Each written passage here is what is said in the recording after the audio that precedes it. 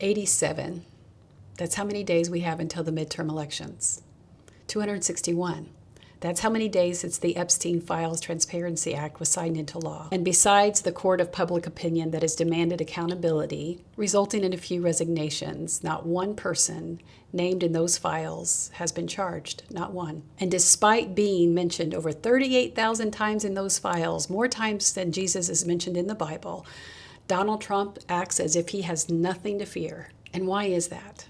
It's because MAGA is focusing on Fauci, the House is focusing on daylight savings time legislation, and Mike Johnson continues to act like he is too busy to stay on top of the news. So Trump has nothing to fear because the Department of Justice is stonewalling investigations and still withholding millions of unredacted pages from the Epstein files. Other countries have looked at that same information and demanded investigations, accountability, and resignations. But that's in other countries. Here in good old America, we have decided the urgent business at this time is Dr. Anthony Fauci. And that's why the Senate committee voted along party lines to hold him in contempt of Congress.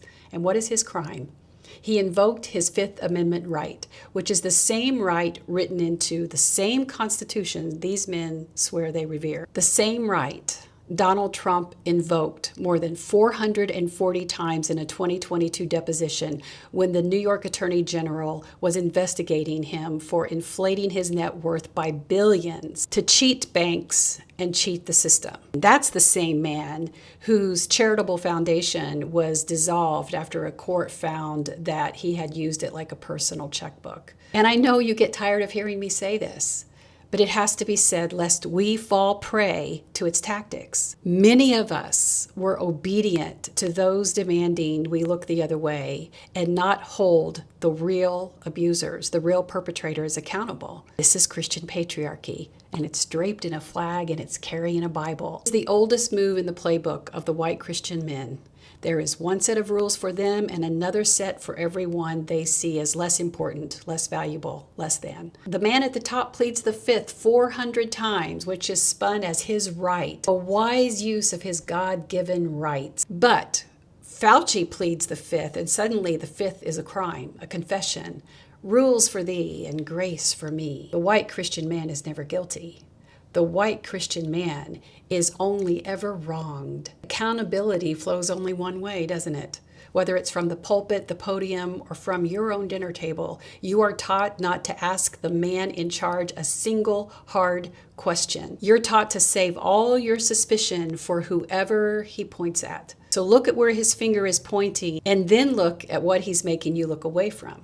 Because while we're staging charges aimed at a man whose work has saved millions of lives, foreclosures are climbing, children are going hungry, veteran services are being gutted, especially mental health programs, but the headline they want is Fauci in contempt for doing what powerful men do every single day and get praised for. Why? Because those in power, they have no plan. Not one plan to lower the thing that's actually breaking all of you. The rent, the grocery bill, the utilities bill. They cannot govern, so they must give you an enemy because they have taught you who to hate. And now, 87 days out, they need that hatred resurging again.